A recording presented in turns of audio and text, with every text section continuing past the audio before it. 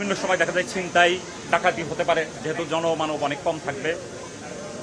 এই বিষয়টা বিবেচনা করে আমাদের এই গুরুত্বপূর্ণ জায়গাগুলোতে রাত দিন 24 ঘন্টা, বিশেষ করে রাতে আমাদের তৎপরতা অনেক বেশি থাকবে, যাতে এই ধরনের খালি বাসাগুলোতে যাতে চুরি যাতে না হয়, সেই বিষয়টা আমরা অত্যাধিক গুরুত্ব সহকারে দেখব।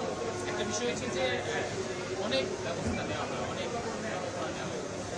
বাস্তবায়নের ক্ষেত্রে দেখা যায় যে এটা অনেক কম।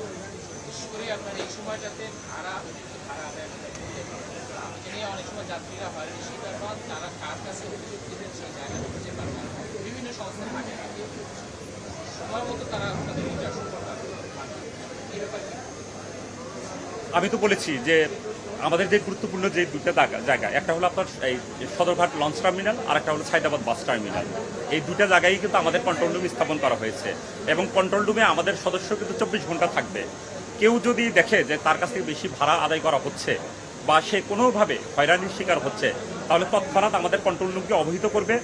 আর আমাদের কন্ট্রোল রুমের যে নাম্বার আছে সেই নাম্বারে ফোন করলেও আমাদের যে সাপোর্ট সেটা পাবে। থ্যাংক ইউ ভাই। আপনাদেরকে অনেক ধন্যবাদ।